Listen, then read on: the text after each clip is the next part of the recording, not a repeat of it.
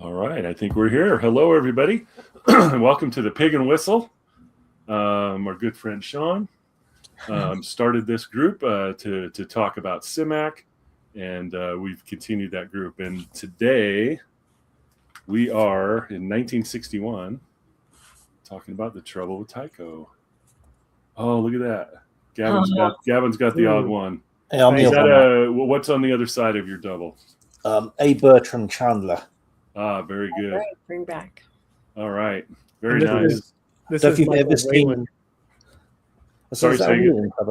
Michael Wayland art. Michael Yeah. Wayland, yeah, it's a nice cover, and it has to do with the story even. So, so many times the cover has nothing to do with it. So, but well done. But he doesn't need a helmet. We need to get a helmet on him. So this was kind of a treat to read. I'm actually not sure how it ended up on our list. I'm assuming because it is a freestanding paperback. But this is definitely not a novel, and it's not in his novel list. It's a novella that appeared in hey, Aaron's here, that appeared in Amazing in October of 1960. Hello, Aaron. Hi, Aaron. And welcome. So yeah, I thought it was a real treat to read this, right after paying so much attention to Artemis. That was kind of a fun little coincidence there. But I really, really liked it. I thought it was absolutely terrific. So let's just go around the horn. Pat, what were your impressions? This was the first one that didn't feel like Simak to me. It felt, I mean, I haven't read all the Simak that you guys have read, but there was no small town, there was no pastoral setting that I've come to expect. It felt well, and part of it is just, I think the length of it. I mean, this really is a long short story, or maybe a novella. It didn't feel like the other books that we've talked about so far. So yeah, definitely more in the adventure category. Yeah. Did you enjoy it? Not as much as I enjoyed all the other ones. I mean, this is the excellent. first one that I didn't love, and I've loved everything that we've read so far. So, gotcha. Okay, how about you, Gavin? It's a Western, basically. Very nice. And I mean, yeah, I did quite like it. I mean, I knew it had come from the pulps, so I was wondering what to expect, and I didn't think, given the length of it, this wasn't going to be any sort of great philosophical exploration. But he does it very well, with a couple of reservations, which get to later. But I mean, he paints the moon in just as the frontier. So they our main character is a prospector. All of these settlements on the moon have got names like they are frontier towns. So I think Millville and Crowbait and places like that. And it's you could easily have transplanted this to the West and changed the method of getting about. You still need to conserve your water. You still need to watch your back for competitors and what have you. You still got a guy who runs the local supply shop called Doc. It's almost anywhere you can look. You just miss, you're one Stetson away from a Western work. That's fun. I love that. Yeah, Ira, what do you think? Yeah, I mean, I think I'm kind of with Pat. Like, it wasn't what I expected. Even some of Simak's short stories have way more depth than this. If you read some of the city stories individually, yes, it's amazing how much he could, he could pack a lot into a short story. So yeah, once I realized that this was more of an adventure and kind of non-typical, then I enjoyed it. But it's probably definitely on the lower end of some of my Simak reads. All right, very cool, very good. Yeah, to me, he brushed up against a lot of his themes. Especially once they got to the end and they were experiencing all those what do you call them, dogs or The hounds. the hounds, yes, a lot of the hounds, which is funny, because he used to have the story, the hellhounds, right, and the cosmic engineers, the people that wanted to I think he has a story called Hellhounds of the Cosmos, and then but isn't in Cosmic Engineers. I think he called them Hellhounds as well, the ones that wanted to. Yeah, they're very different. They're different entities. Yeah.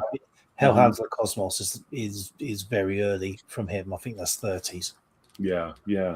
So, but that's interesting. But when he was experiencing all that, you got to feel the teeming universe of life, that he talks about so often, because he was getting little tidbits from different entities, as he was feeling all that. Did you guys get that? Or you're looking at me quizzically, maybe I'm way off, but that's what I was feeling. And maybe it's because I read so much Simak, but it felt like, he had all these different races that were giving him, a little sentence or two, and he was kind of overwhelmed by it. There's the, trying to figure out whether these hound dogs are sentient, and obviously they've got this relationship with Tycho, with these lichens as well, which not sentient life, but life on the moon, which I don't know if in 1960 whether that's still a possibility, but it's still an unknown, I suppose. Yeah, and that's an interesting aspect of it for me. Again, having paid so much attention to Artemis 2 taking a lap, it was kind of neat to read. This is in 1960, before we had been to the moon in any form. I think 1962 is when Kennedy made his speech that we're going to go there. But how much he got right was interesting. It's always interesting, it's like we really, just through observation, I'm sure he's keeping up with what scientists are saying and stuff, like when I remember when he crawled out of the airlock early in the story, it was really bright, and he says, "Oh, I need a shade on my," so things like that. I remember reading some things like back then they were worried about the moon being full of dust. They were concerned if they landed they might sink. And there's a little bit of that in Tycho, and it reminds me of A Fall of Moon Dust by Arthur C. Clarke. A lot of this speculation about the moon. A Fall of Moon Dust, for those of you who haven't read it, is about I think it was written in the 50s, and it's about it's like a tour bus on the moon full of tourists, and they're zipping along the plane, and it sinks into the moon dust, and they need to be rescued. So I do like that one. It's quite good. Proper disaster novel type thing. Yeah, exactly. Yeah, on the moon. On the moon, right? Yeah, so a disaster novel on the moon. So yeah, those little details, and the meteor. The meteor knocking a hole in. I forget her name. Is there Andrea? I think. Amelia. Thank you very much. Thank you. Amelia's craft. Knocking a hole in that and putting her out of commission for a minute. That's something, through observation, the earth is getting pummeled by meteorites all the time, and you figure, well, without an atmosphere, those things are going to reach the surface, which they do on the moon. In fact, again, in Artemis, when they were on the backside, one of their things that they were doing was trying to observe meteor strikes, and they saw some. So anyway, so that's all pretty cool. I love that speculation and how much, they get right on it. And then, you're talking about life on the moon, like lichen. I think that I don't know if he was proposing that there would be life on the moon, but somebody brought that there, right? There was something about Tycho that came there, is the impression I had. That was something that was not from the moon. It was just on the moon. Yeah. Well, presumably the thing that had created the Tycho crater. Right. Yeah. Right. Exactly. Yeah. Can I ask you guys, how did you picture the hounds? What did you see when he would talk about those? That's to me, it was almost like a cartoon, like this little, digital avatar, I'm sure it's colored by, what I know about computers now, but it seemed to me like this, to me, he didn't use the word digital, but to me, it felt like this little digital avatar that was, zipping around and just hanging out and throwing sparks, but they weren't really sparks, he said, right? That's what it felt like to me. Yes. Okay. I thought of how about you guys? Like a firefly. Oh, okay. Yeah, like Tinkerbell. I was thinking some kind of St. Elmo's fire, sort. It's something that moves, something you can't categorize, but it's I mean, it was it seemed to show personality, but it seems like it's trying to talk, right? At times, he thinks it's trying to talk to him. They seem to be very incurious about them. Yeah, it's like I'm assuming that they've been used to him for a while. Initially, they would have been very curious, but I'm assuming. How are they not studying them full time, though? Yeah, hopefully somebody is. Yeah. I mean, there's no money in it, I guess. Yeah. It's still not a NASA thing, is it? It's still not. It's not a state-sponsored enterprise. It is all private consortiums and individuals. I thought that was a nice touch that he had all those people at home who have been, fronting him the cash to actually go out to the frontier. Yeah, those folks from Millville, which is where Clifford Simak was born. Yes. So these folks from Millville put up the money for him to go and try to find money, find success and bring it back to Millville. By the way, I should mention today is the anniversary of Simak's death, by the way. Oh. 1988. Really? Yep, April 25th. Today is my mother's birthday, so it's wonderful. an important day in my life. So. I love it. I love it. Yeah. To Simak. Wow. Very good. And I like the characters that Simak picks, are these people that are, workers. He's out there doing the thing. He's out there prospecting, the main character. I like his choice of who to write about in a lot of his stories, and this is one of them. But he just likes, the folks from home kind of a thing, where to me that's interesting stuff. That reminds me too. I was just at the library and I picked up, this is Stephen King's On Writing, which is a book that I have read before. It's quite good, especially if you're a Stephen King fan. He goes through a lot of his early stuff, but he mentions Simak in it, which is why I picked this up this time. I wasn't rereading it. I just I'm still interested in exploring the Simak Stephen King connection. There definitely is one. There definitely is one. There's no doubt. In fact, some of the other things I remember apart from All Flesh is Grass is, he has a story, one of his early Dark Tower stories is called Way Station. Oh, cool. And so, but he says in here, so this is Stephen King. He says, write what you like. So, this whole thing is writing advice and such. Write what you like, then imbue it with life and make it unique by blending in your own personal knowledge of life, friendship, relationships, sex, and work, especially work. People love to read about work. God knows why, but they do. If you're a plumber who enjoys science fiction, you might well consider a novel about a plumber aboard a starship or on an alien planet. Sound ludicrous? The late Clifford D. Simak wrote a novel called Cosmic Engineers, which is close to just that, and it's a terrific read. So, thought that was cool. So, I think Stephen King, one of the nice things about him, in my opinion, is, again, the characters. And, I don't think Simak reaches that level of characterization, not in anything that I've read, but, who he chooses to write about is interesting. And Heinlein was doing the same kind of thing too. I'm thinking of a story called Gentlemen Be Seated, which also took place on the moon, in which a reporter was getting a tour of the lunar station, and then there's an explosion and these folks get stuck. Another rescue operation. So that seems to be a common thing between all these three. Aaron's got a comment here. Yeah. I think that's the way we're going. It certainly seems like it is. The question is, it's money, right? It's like, what if going to the moon meant you could get something that you could bring back to Earth to fund that, then I think you'd have like a gold rush headed that way. But right now, I don't know that they have that. Nope. So we'll see what happens.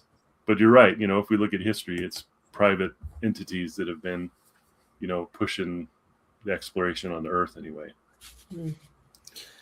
Well, I mean, I suppose. I mean, you did have the line gets a little blurry with. I mean, obviously, these things normally had crown backing from somewhere. That's true. Like, crown, the Spanish. I mean, it was the Portuguese and the Spanish in their own sort of little space race back in the late 15th century, which but there was a goal there. They wanted those spices. They did that those trade routes. But it's interesting. So maybe the historical pattern is really state sponsored, followed by private. Well, the line gets very sort of blurry. If you look at, so what's the difference between a pirate and a privateer? It's one had a letter from the monarch, and the other one didn't, I suppose. Yeah, that's interesting.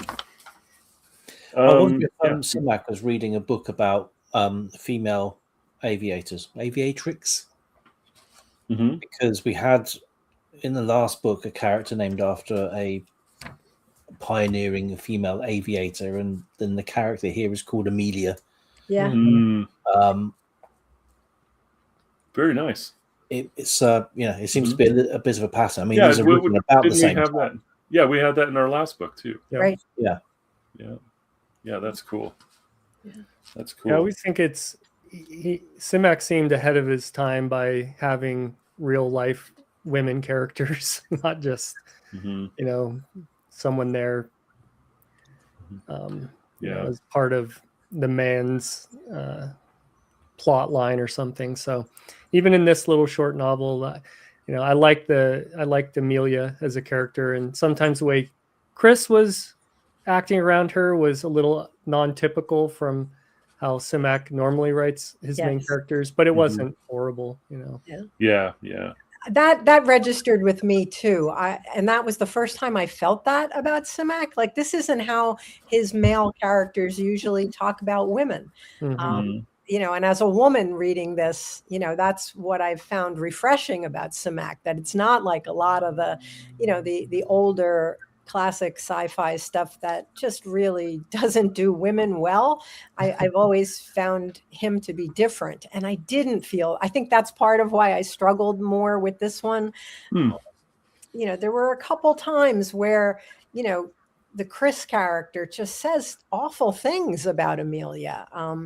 He wants to belt her, that's his first thought, that he wants to hit her.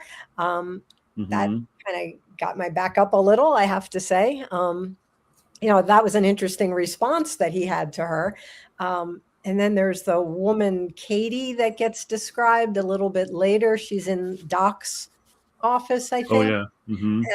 And that's like a terrible description of her. And it's all about her physical attributes or lack thereof, and he's really brutal to her. Calls her a rugged old fossil. Rugged old, she had a face, what was it? She was a rugged old fossil with the pinched, bleak face of a nurse who had been too long on duty, has absorbed too great a penchant for authority, has become passionately devoted to her profession of caring for the sick. And then later, she turned a bleak look on me. I mean, that didn't feel like Simak to me. This is the first time I had that reaction. So. I think maybe that is him writing for the sort of the pulp audience. I think you're right. But the editor of Amazing Stories, the editor who selected this, was a lady. So at this time it's Celie Goldsmith, I think. So she's taken over from Harold Brown, who'd taken over from Ray Palmer. It's she was editing this magazine and Fantastic Magazine at the same time. Wow. Up until about sort of 65. Then she got a better job. She was editor of Modern Bride for 30 years after that, until like the mid to late 90s. Wow. But I think she also sort of first published some familiar names like Thomas M. Dish, Keith Laumer, Ursula K. Le Guin, Roger Zelazny. They got their start in the magazine under her stewardship. Oh, love it. But even she is pandering to what they think the audience wants. I think you're right. I think that's it. Yeah, and I'm glad this one feels like an anomaly. I'm glad he didn't go down this route, because nothing has quite felt like that. I mean, I haven't had these sort of jarring experiences where I'm reading, when he introduces a female character. I've really loved all of his characters so far. So, and at the same time, it felt like it was from the point of view of the male characters, and so at least we still had him writing the female character, at least Amelia, with her own motivations, and she was a real fleshed out character. Absolutely. So at least you still had that, and not just some subservient woman. Yes, that's a really good point. Yep, I agree.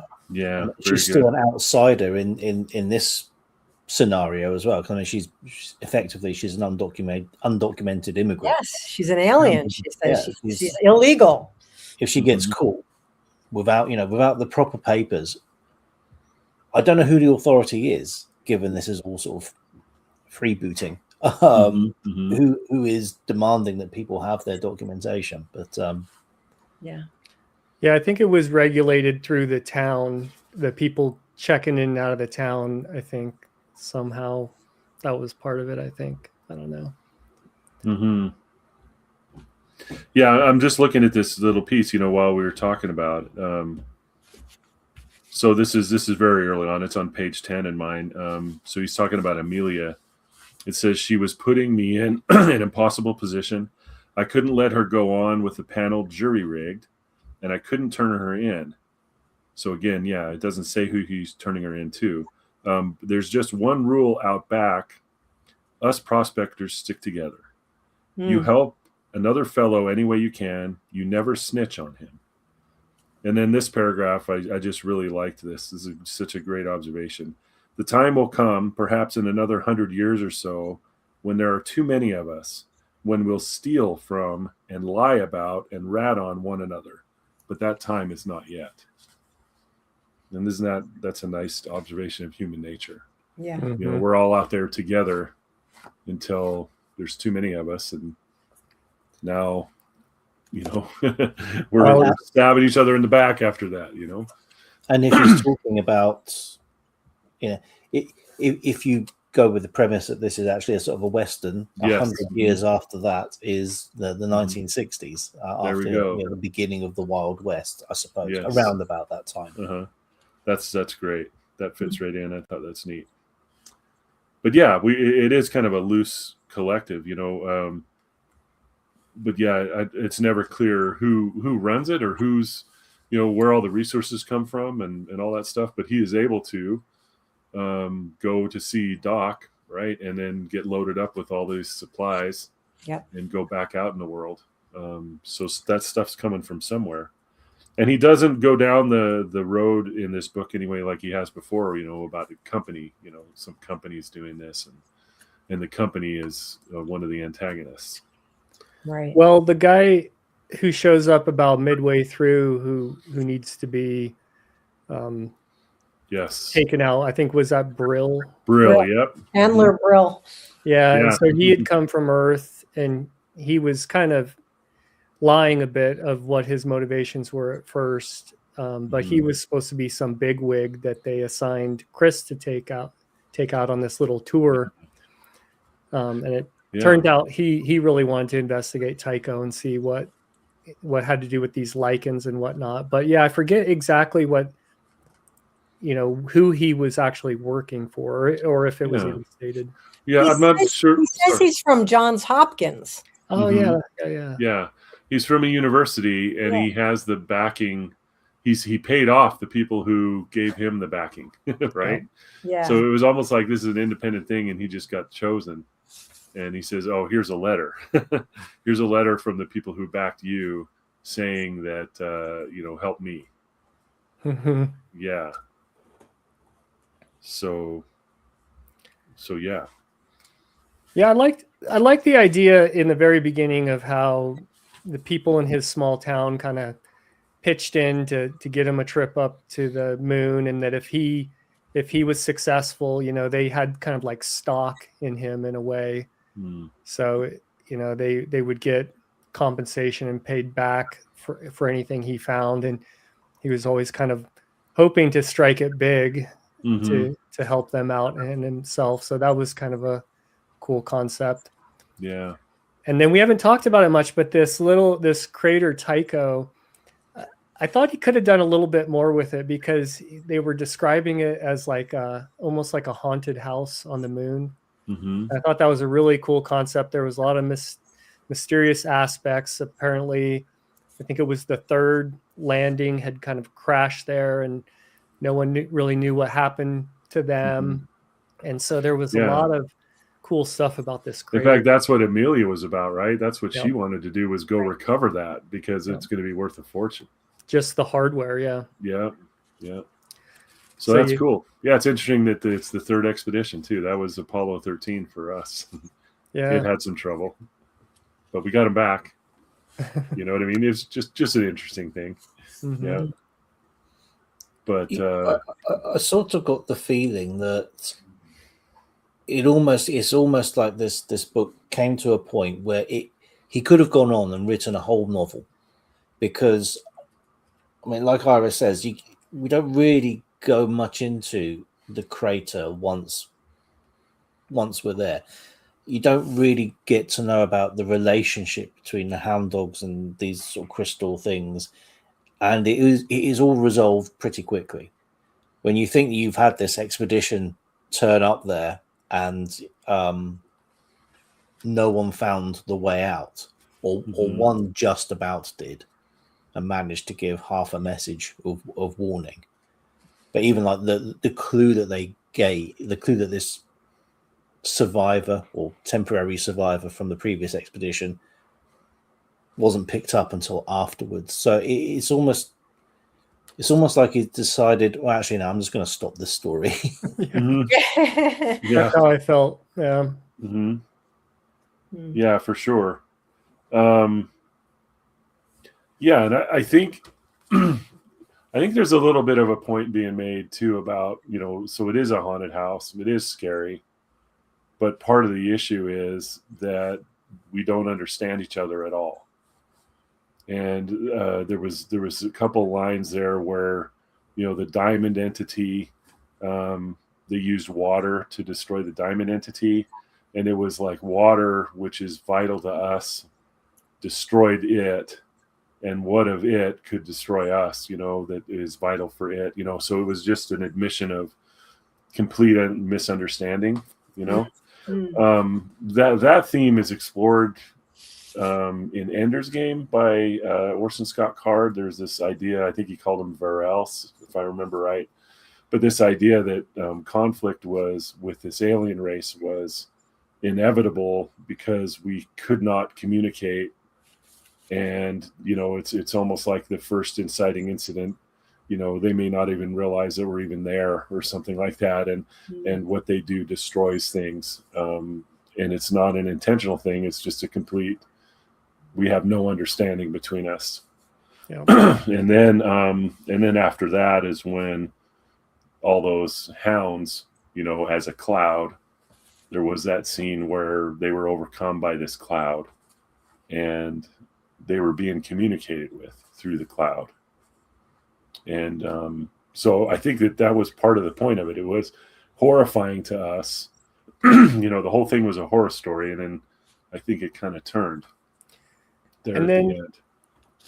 I might be misremembering this, but there's like at the end, they still want to kind of defeat these hounds, right? There's no cooperative element that's usually in Simac's work.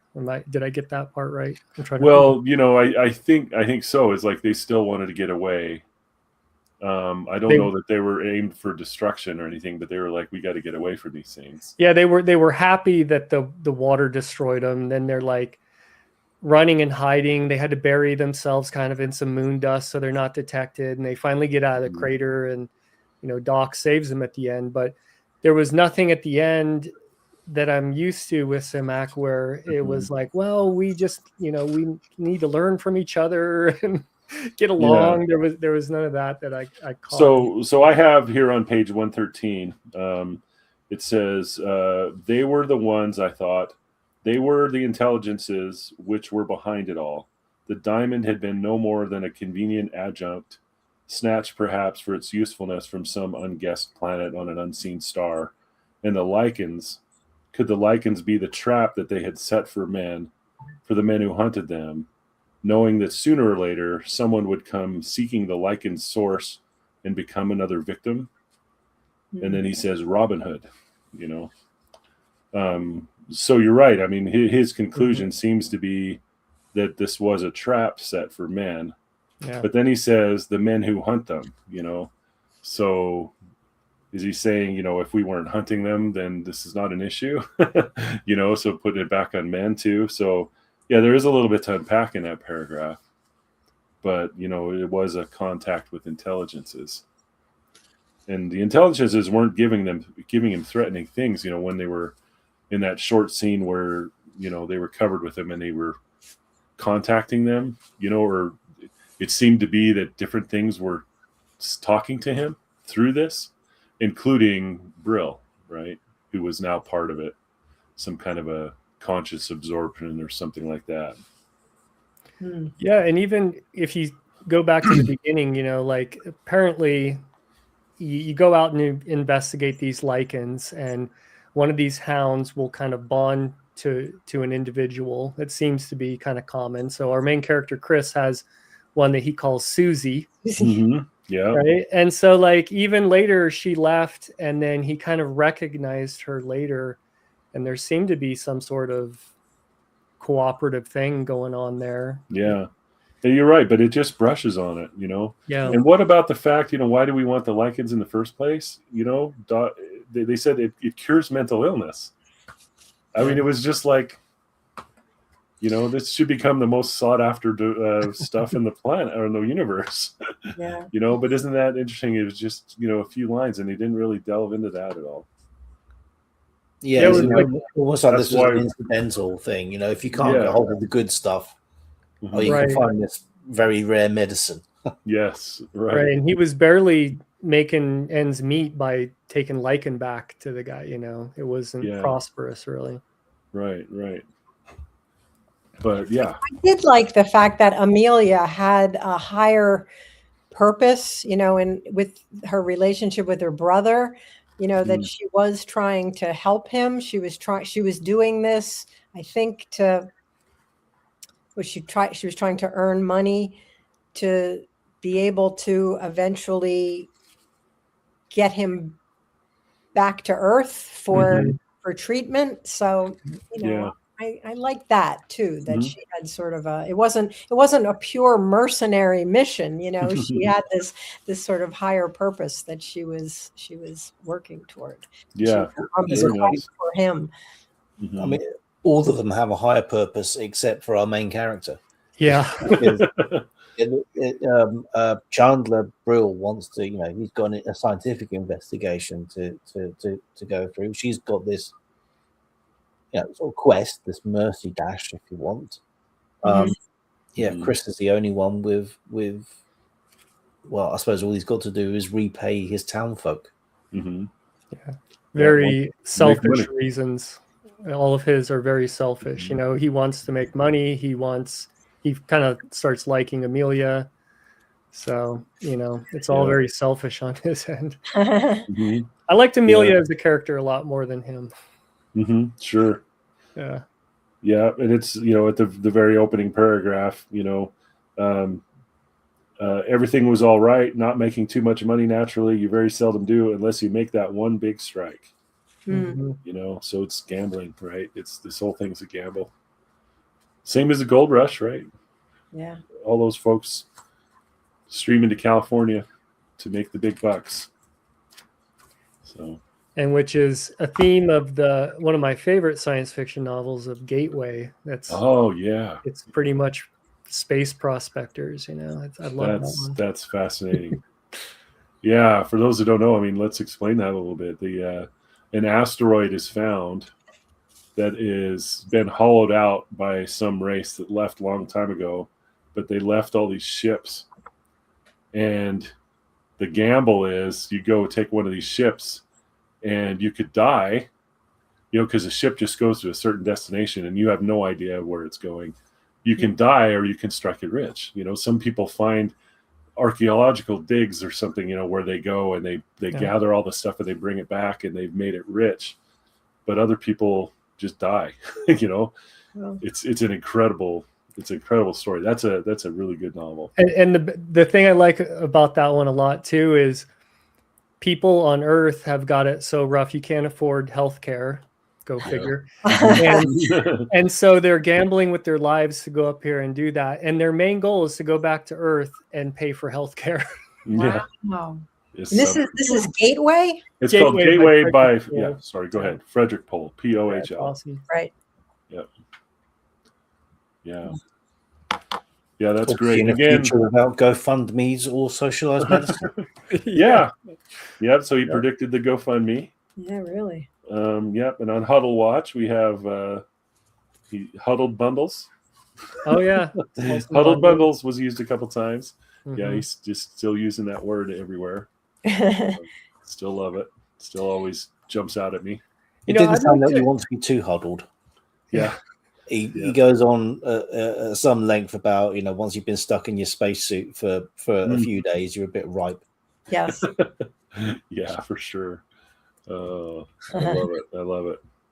Yeah, I'd like to know a little bit of the backstory of this one because, you know, a lot of these authors were trying to make a paycheck and had other things going on sometimes. And this one just felt like almost like Gavin was saying, he decided that was good enough for this one. And maybe he kind of decided to put it down and go to something else or whatever the case may be. But you know, this one just felt a little different. Yeah. And he, you know, Simak was not above that, you know, so he did make some choices like in, I think it was the Goblin Reservation. That's what leaps to mind, where the magazine editor wanted to put it in an issue, but he needed it to fit in a single issue. So he cut the heck out of it. And I think that's the title. But anyway, he said he regretted that immensely because he did it for money. And he didn't like the story when he was done with it. And was this was just put in a single issue of the magazine, right? It was, yeah. But it certainly seems, you know, he wrote it for to sell that way. I don't know that he was writing a novel at the time or not. But I don't know anything beyond this about this particular one. But certainly these folks were writing for dollars, you know. There's definitely an aspect to it. Yeah. And so this one was 1960. And so the last novel that we did was Time is the Simplest Thing. And then the one after this is They Walked Like Men. And then you got Way Station right after that, right? Yeah, Way Station. Yep, right after. Which is great. Maybe I'll reread that one, even though we're not doing it for this. I was going to say, well, that's not on our list, but can we do that? We sure. Why not? We can totally do it. We've done it before, but we totally can. I know you guys did it. Yeah, but it's one of his landmark books. So if you guys want to talk about that, let's do it. Yeah, we can shift the schedule and just do that. So next month will be. I just brought this out because I knew this, but next month They Walk Like Men. Yeah. Very good. Okay, They Walk Like Men, and then after the month after that, let's do Way Station. Thrilled to do I've got to get a copy of that one. I think is Okay. that looks like a Richard Powers cover. Yeah. Is that Richard Powers? This one here or this there? This one is. Yeah, Ira and Pat's one. I'll Yeah. see if I can find that. I know absolutely nothing about this book, so it's going to be fun going into. I think it has to do with Nothing werewolves, at all. right? Does it really? Werewolves? I know this guy. If I remember right. Some weird take on werewolves. You know, All right, cool. maybe. Oh, Maybe not. and I have a paperback too, and this is just a bizarre cover. Oh yeah. Oh, wow. I'll try to get Yeah, that closer. one's cool. Yeah, that's really something. They both look like David Tennant. Starring David Tennant. Yeah, I love it. Oh, this is nice. Yes. To read science fiction is to read Simak, says Robert A. Heinlein. Aw. Yeah, very good. Very good. All right. Well, do we have anything else to say about this one? I figured it would be a little shorter than usual. Yeah. But that's okay. Yeah, there's not much to say, I suppose, beyond that. I think that's just how this story goes. It really could. I do believe it could have been developed into something which explored this relationship between the various components, and Certainly could have been. just chose not to. Maybe he put it in another book. Yeah, I suppose that's it. You know, I've got this idea. Actually, this is too good an idea for what they're paying me for this. Very, very possible. Yeah, that's how I felt. I felt by the time you got to the point where you had 3 different people coming in, you know, like Chris with his motivations, Amelia, and then Brill, and they're all coming into this place. It was like, I'm already to the end of this book. There's nothing that's gonna, you know, come out of this one that's gonna blow my mind. For sure. It's probably more enjoyable than a lot of stuff out there. It's still worth it. I agree with that. And I really like the novella length. 200 pages and less in a lot of classic science fiction. That's such a nice length for me. It's like enough to develop the ideas, develop the characters, but it's not like the 300 to 400, 500 pagers. That became that's what's super common now. Absolutely, and then they go on for 5 volumes. Yeah. Yep, absolutely right. Yeah. The Hugo nominees just came out for this year, and I always look at those. Even though I feel right now that it's a very specific group of people. I guess it's always been that way. You have to be in the World Science Fiction Convention, a member of that convention, which anybody can be. But it just seems to be a very specific group of people that like to vote for certain things, and it's not as much I would say it used to be the real history of science fiction was contained in these Hugo Awards. Not everything, right? There's always exceptions and stuff, but who got nominated and who won these awards was really, that's the history. Yeah. But now I think it's kind of a very specific group. But anyway, I say that, but I still follow it. I still love to look at it. I don't try to read and vote. I used to read and vote. But this year I actually picked up a couple of books from the library, and I'll give them a quick read and see what the state of the industry is. Have the winners been named, or are these the No, this is so the nominees were it was like just this week the finalists have been posted, right? So you can look that up. Okay. And if you want to be a member of the convention, it costs something like $50. If you want to attend the convention, you can do that too, and it's more than that. But to be, I think it's called a supporting member, allows you to vote, and I think it costs $50. And then you can vote for the Hugos. And I think that the convention is in August, and so sometime in late July is the deadline for voting. Wow. Yep. So novel, novella, novelette, short story, related work. Best movie. Oh, really? Yeah, wow. all of those. Yeah, it's a real big list of things. So, anybody that you really like that is in the running for anything? Well, I like Adrian Tchaikovsky, and his novel Shroud, which I have not read, is there. I've read that. There's a book by Nnedi Okorafor called Death of the Author, which I'll be reading here very shortly. I'd planned to do that before she was on the list, but she's an author that I like. She wrote a book called Who Fears Death that I liked quite a bit. And then she's got Binti, which I have not read, but I'm looking forward to reading that too. And that one, I'm trying to think of what else, but most of it's fantasy. I don't know, it's just, what's really strong right now is, fantasy. I don't know if I can call any of it romantasy because I don't know for sure. But it's all fantasy, most of it.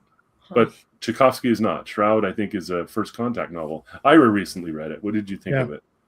I mean, I know you did. I know you did a video, so yeah, I thought it was good. It amazes me sometimes that he's as popular as he is, because he's even stated himself he does not shy away from exposition, and it seems like everybody now is against, just exposition in novels, show don't tell or whatever. Yeah. And he gets deep into some science and some stuff, but I thought it was good. This is, I've read some short stuff, but this book, I really liked it. I like that too. Yeah. That was something. That was a mind bender. Yeah. Over incredible amount of time. Yes. So yeah. He comes up with some interesting aliens, which you'd think that it'd be hard to come up with something original these days, but he still manages to come up with some pretty inventive stuff. He does. Yeah. I couldn't believe that I was falling in love with a book about spiders. Yes. Very smart spiders. I really liked it. Yeah, it was good. It was good. Okay. All right. How's your project going, Gavin, before we leave? Well, currently, literally 45 minutes ago, our conversation about the Mountains of Madness went up. So the same wonderful. time as this video. So very nice. Very nice. And yeah, it's going on. It's going on a pace. So I recorded 2 yesterday. Oh, fantastic! And I'm recording one straight after this with Ira. Okay, very good. What are you guys going to talk about? Look over to Ira. Yes. What are you guys talking about? I'm going to be talking about Brian Wilson Aldiss. Ooh, I have not read that one. This is the American title. The American title. Oh, cool. Look at Very that. good. Non-stop. Oh, I haven't read that. Yeah, and does this make sense? It's called Starship, and there's a guy with a bow and arrow, right? Oh, man. I read Hot It House. used to be called Jefferson Airplane. Yeah. I read Hot House by Aldous. And this is not. There are some similarities. I was going to say, because the bow and arrow and stuff might be similar. Yeah. Very good. Well, good luck and enjoy. I know I will be. Yeah. All right. Well, thanks everybody for being part of this, and thanks for your folks out there in the world. Thanks. We'll see you next time for They Walked Like Men. All right. Take care, all. Thanks. Bye. Bye-bye. Thank you.